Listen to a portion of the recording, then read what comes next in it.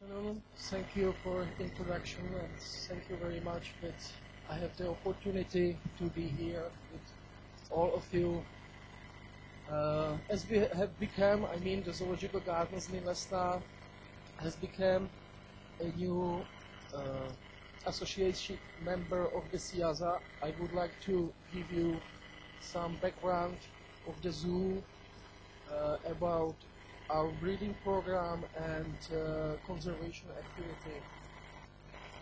First of all, I would like to introduce Zoo. Zoo Zlin is located in Europe, in Central Europe, in Czech Republic. The number of the species and specimens is more than 1,000. The zoological garden is divided into geographical zones: Asia, Africa, Australia, and South America. Here are the pictures of mixed exhibit, the antelopes. Of course, we have in our collection, for example, giraffes, Baringo giraffes, elephants, African elephants, and gorillas. Here are the pictures of the most recent project called Ethiopia. We work with Ethiopia very closely. This exhibit, you can see, involve the very rare endemic primates, gelada baboons. And the second part of Ethiopian exhibit are the cranes, water cranes, the storks, ibises, and other water birds. The zoological garden was founded around the mansion. What is dominant of the zoological garden? It is the area about 55 hectares and was founded in 1930. Even if we focus on the birds, we have also a few unusual mammal species like white-faced saki, the mother with baby. We have also two groups of squirrel monkeys, breeding groups at the moment, about 50 animals. Very rare also and seldom kept in captivity, tree porcupine. There is the picture of the baby from the last year. Then, for example, the Gambian mungus. There is the only one. We are the only one institution who has this species, West African mongoose, in our collection. Geladas, I have mentioned, endemic primate from Ethiopia. We are involved in European breeding program. At the moment, we have the bachelor group. We are doing very well, but I think in 2 years we have to separate them, and 2 or 3 females are going to come from Germany to this exhibit. The latest arrival, the New Guinea singing dog from Papua, very rare, and at the moment there are only 2 institutions in Europe which has this stunning dog. As for the birds, we have more than 700 specimens of the birds. We try to focus on a few groups of the birds in order to join breeding program and conservation activity. One of these are falconiformes. We have 9 species of the falconiformes, here presented by secretary birds, very seldom kept in Europe. We have at the moment 3 pairs. One of pair has hatched this year, and we have the first chick. We have also other 2 pairs. All of them are breeding station. They are off the exhibit, and the second pair is promising too, and now we have recorded breeding activity too. But the most represented are the vultures. We have the largest collection of the vultures. For example, the African Ruppel's vultures, in the past very common in Africa, but today is becoming very endangered, especially because of the using diclofenac in Africa. I think that this medicament has been forbidden to use in Asia. The other species, you maybe know, the Himalayan vultures. We have 5 specimens. This is the picture from Wolf-Through aviary. They share the aviary together with the Ruppels and also with the Gambian mungos. It works very well. Unfortunately, we didn't bred this species so far, and now we work hand in hand with Tierpark Berlin in Germany. They have also a few birds, and we would like to make new pairs. The other 2 species, Egyptian vulture and black vulture, very rare very rare and endangered in Europe. Even if they are in collection, about 200 Egyptian vulture in captivity and the same number of the black vultures, they breed very difficult, and every year is bred about 5-10 chicks. Is the most endangered. Both of them are the most endangered vultures in Europe. The last species is the griffon vulture. The griffon vulture is also the subject of our conservation activity. We work together with the Bulgarian ornithologists, the NGO organization Green Balkans. We have sent there 2 griffon vultures over the last 2 years, and the 3rd chicks at this time on the nest is going to be sent to Bulgaria in October. That is the picture of quarantine facility before the releasing, or before the putting them to releasing aviary. We put them to quarantine. We do all the veterinary tests there, and then they can move them to the mountains. Very important part of the conservation is to have native people involved. You can see on the picture the farmer, sheep farmer. They know a lot of things about this area and about the birds, and I consider it to be very important to have such people. That is very simple. Releasing aviary on the peak of the mountains, Simite Kamani in South Bulgaria. And here's the picture. You can see one griffon vulture on the top of aviary.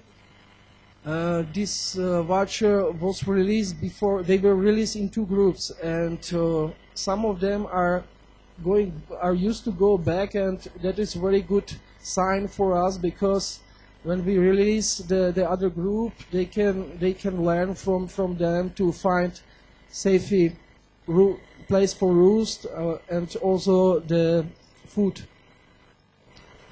As a food, we have a few places for food where we supply once a week. We try to use the native animals,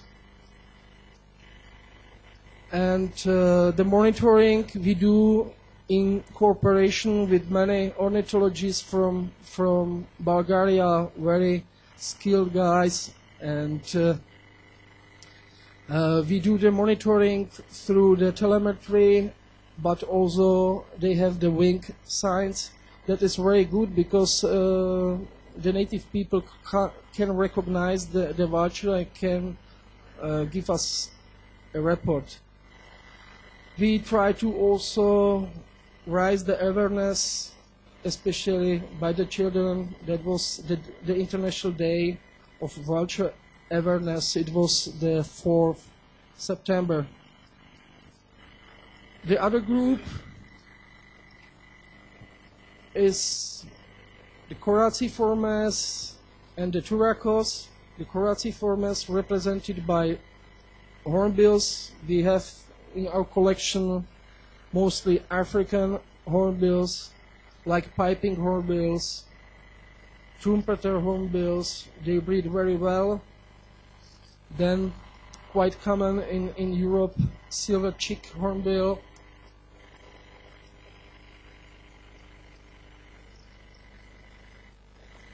The other two species from Africa, black casque hornbill, quite seldom kept in captivity, and the long-tired or white-crested hornbill. We have at the moment 5.4, and the female is going to come from Netherlands. We are going to make the guideline for both of these species. We have also the ground hornbills, Abyssinian hornbill as a part of our Ethiopia project, and southern ground hornbills. 4 pairs of the southern hornbills are at our zoo. Unfortunately, they are difficult to breed, and we have them for 10 years, and the first breeding success was this year. They had the egg, but unfortunately, the chick wasn't hatched. The other group are, we have also in our collection the Asian hornbills, like the black hornbills. The female of the black hornbills is on the picture. The Papuan hornbill. We have bred this Papuan hornbill last year, but unfortunately the male during the breeding entered to the hole and killed the baby. I don't know what happened. And the third species, great hornbills, we are a part of European breeding program. We received these birds from Singapore Zoo last year, and even if they are for a long time in captivity in Europe, I mean the other birds, they breed, there are only few breeding successes of the great Indian hornbills. So the birds which came from Singapore will be a very important part European breeding program. The other groups are Turacos. We breed 2 species of the Turacos at the moment. One of them is the Guinea Turaco. The other species go away, but we have at the moment only 2 males, but 2 females are going to come from Netherlands soon.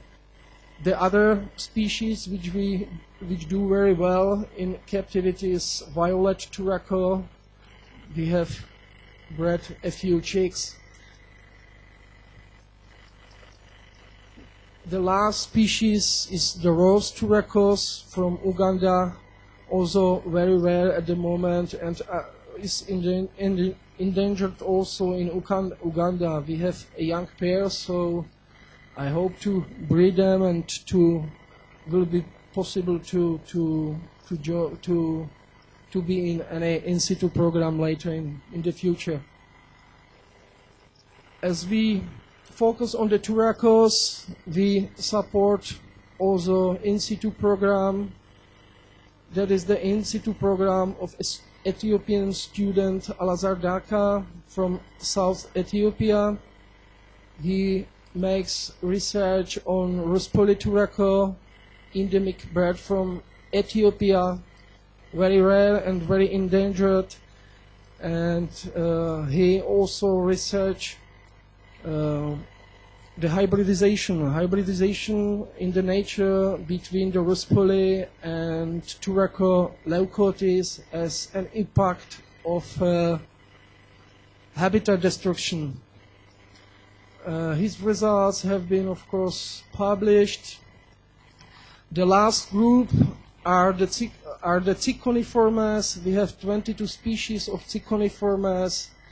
Involves, for example, of course, the storks, ibises, spoonbills, and herons. As for the storks, we have 7 species of the storks. Black stork occurs also in Asia. Very rare Maguire stork from South America. Only 2 chicks have been hatched in history in Europe. We had the second chick this year, so we are very happy with this chick.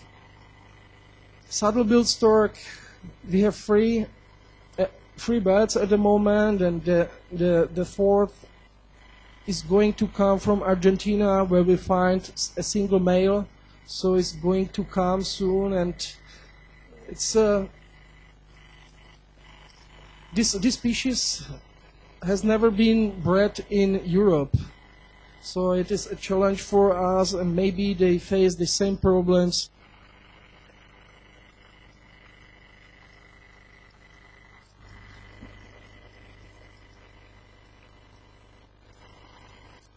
Other storks, we have also yellow-billed storks. We are the most important.